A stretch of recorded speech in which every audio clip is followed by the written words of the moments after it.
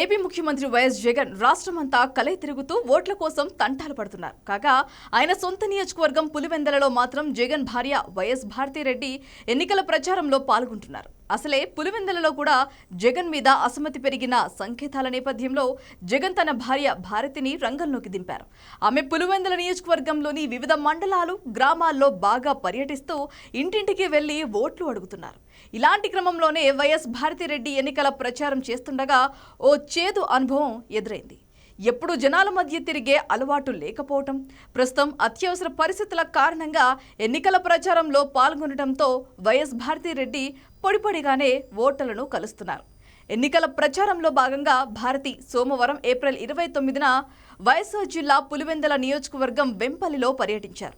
స్థానిక గొర్రమండల కాలనీలో మాజీ సర్పంచ్ ఇంటి వద్దకు వెళ్లిన భారతిరెడ్డి వారిని తమకు ఓటు వేయాలని కోరారు. ఈ సందర్భంగా ఈ క్రమంలో భారతిరెడ్డికి ఓ పెద్దాయన వేసిన ప్రశ్న స్థానికంగా చర్చనీయాంశమైంది. ఆయన భారతిని ఎదురు ప్రశ్న వేశారు. పట్టాదారు పాసు పుస్తకాలపై జగన్ రెడ్డి బొమ్మ ఎందుకని ఆయన ప్రశ్నించారు.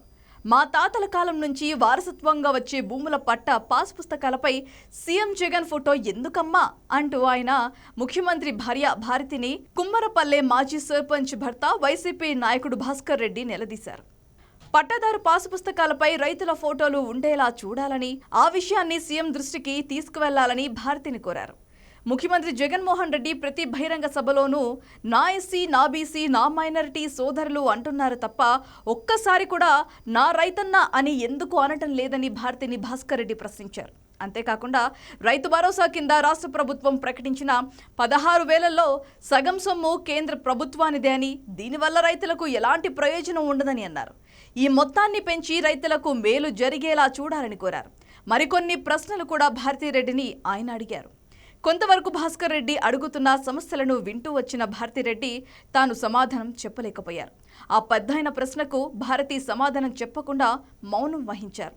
చేసేదేమీ లేక అక్కడి నుంచి వెళ్ళిపోయారు. ఇక యథాతథంగా తన ఎన్నికల ప్రచారాన్ని కొనసాగించారు. వైఎస్ జగన్ పనితీరుపై ఇలా సొంత నియోజకవర్గానికి చెందిన సొంత పార్టీ నేతలే ఇలా ప్రశ్నించడం చర్చానీయాంశమవుతోంది.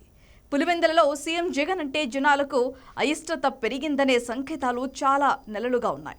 జగన్ పులివెందలకు వెళ్లిన ప్రతిసారి ఏదో రకంగా సొంత పార్టీ నేతలు నిరసన గలం వినిపిస్తూ ఉన్నారు. సీఎం జగన్ పులివెందలలో తిరగటం లేదు కానీ ఆయన ఇంటింటి ప్రచారం నిర్వహిస్తే పరిస్థితి మరోలా ఉండేదనే అభిప్రాయాలు కూడా వ్యక్తమవుతున్నాయి.